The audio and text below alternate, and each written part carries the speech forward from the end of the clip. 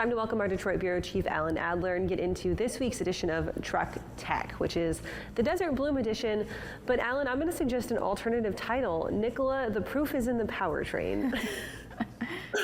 Okay, give it a shot, because they said they changed their logo and everybody said, to what? It looks the same. Well, it was subtle, Anyway, I guess they did. But, we had a whirlwind trip, really, to Coolidge, Arizona, which is about an hour from Phoenix this week, and really gathered, I think, a lot of interesting content that found its way to the newsletter. We wrote a spot piece, of course, on the first production trucks a few days ago.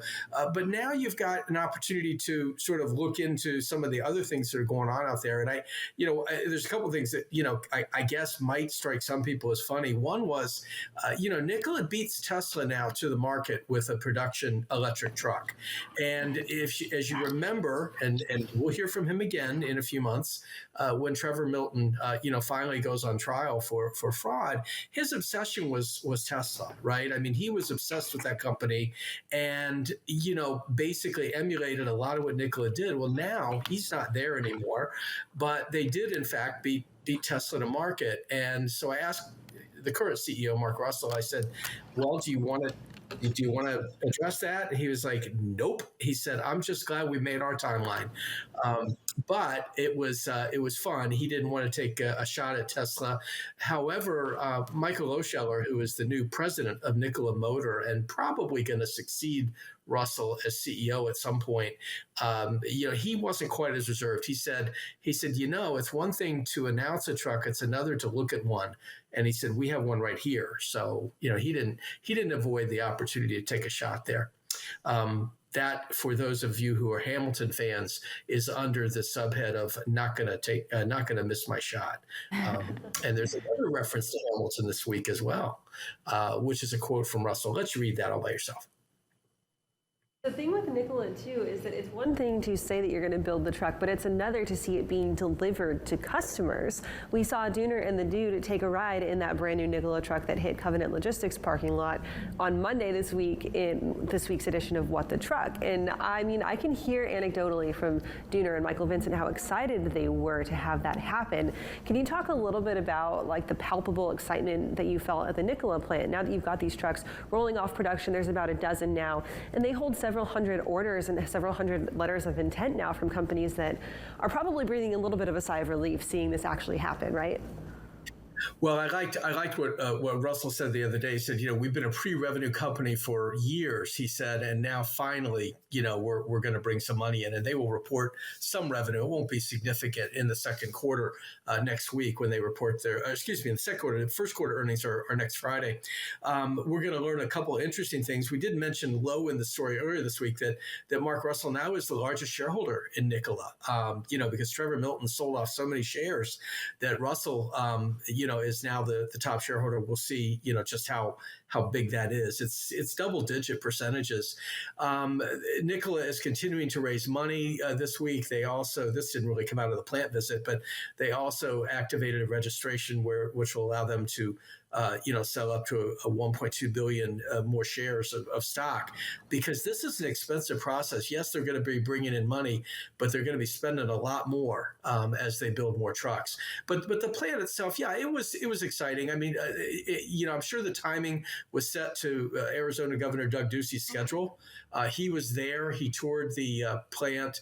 He also rode in the truck, and he talked about sort of the ecosystem that Arizona has become for electric car and truck makers, as well as for battery makers. Last month they announced the first of the new LG energy plants that's going to make battery cells, and those will be going to Nikola. They will be going to Proterra, to other companies that have signed long-term agreements with them. So you've got quite a lot of work going on. That's where the other Hamilton reference comes up, which I'll again let readers have a shot at that first. But it's just interesting that there is a lot going on there, and there were detractors, Kaylee. You know that. I think we have written a few stories that, have suggested this company might be in real trouble.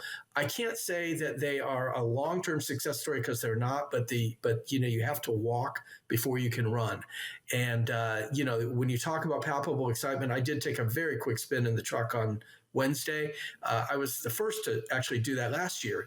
Before they had anybody, they still had about 3 or 4 trucks, and they invited me out to take a ride, and I did, and I was impressed. And we wrote it at the time. More impressed this time because the wine from the compressor is gone. They are now just more refined, these trucks. And the difference between what we saw this week and what Dooner and the Dude had a chance to experience was that these are the production trucks. So there's one that actually had Covenant on the side of it. It will be, I think it's number 3 in the VIN number order that will be going to Covenant. They will be shipping this quarter. Again, you're not going to see tens or hundreds of trucks yet. They're only building 1 truck a day. The plan is by the end of the year to be building 5 for a total production this year of 300 to 500. But again, truck production is something that, you don't make as many as you do of cars or passenger vehicles. So, they're on track. It's just really hard to find things to criticize at this point because we had our shot at doing that last year. Alan, I'm wondering if you happen to know where the next trucks might be going.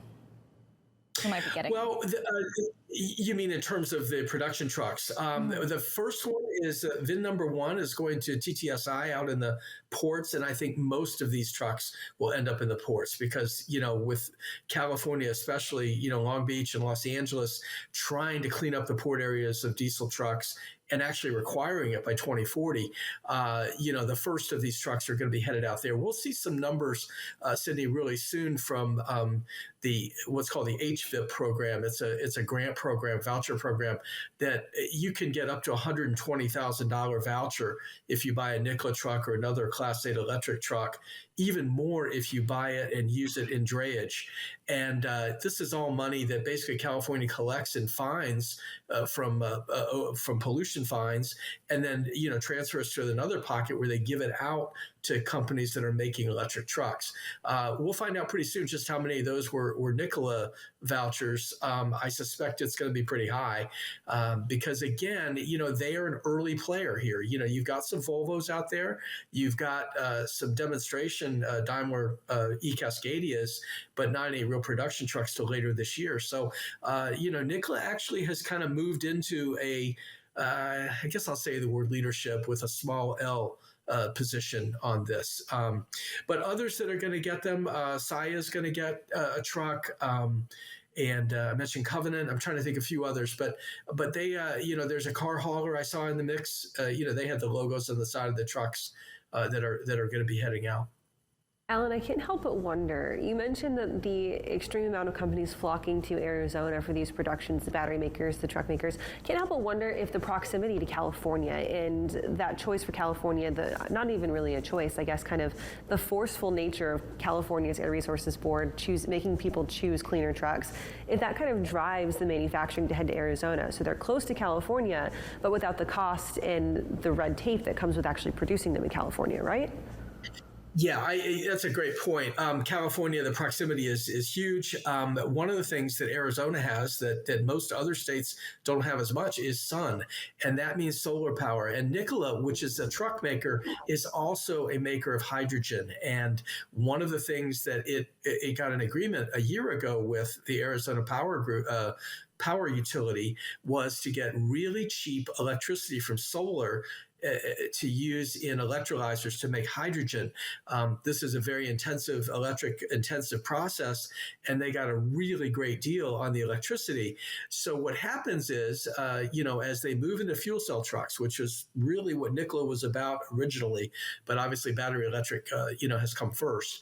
When they actually start making fuel cell trucks next year, one of the first routes is going to be a Budweiser run, literally from California to Arizona and back. And so the first hydrogen station that they're going to build, probably be breaking ground this year, will be in Arizona, and it will service those trucks going back and forth from California.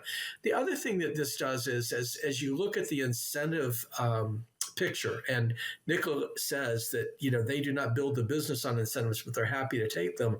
There is both low carbon fuel credits in California that are available if you make your hydrogen somewhere else and then sell it, bring it into California. You get low carbon fuel credits.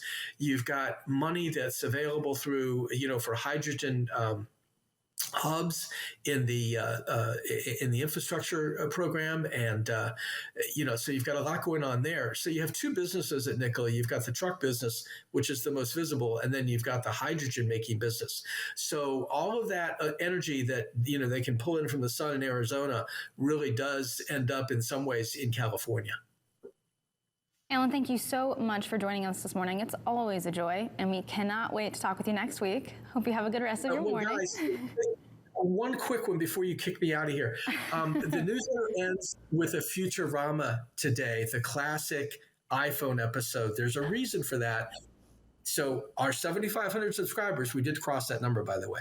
They get to see that. So do the people. Yeah, thank you. So do the people on the website, which will be up around 11 o'clock this morning. So thanks for having me. And if you haven't subscribed to that Truck Tech newsletter yet, head to freightwaves.com/newsletters. Subscribe to Alan's, subscribe to Sydney's Rolling on Ice. Subscribe to every single newsletter in the FreightWaves ecosystem because it's stuff that you absolutely don't want to miss.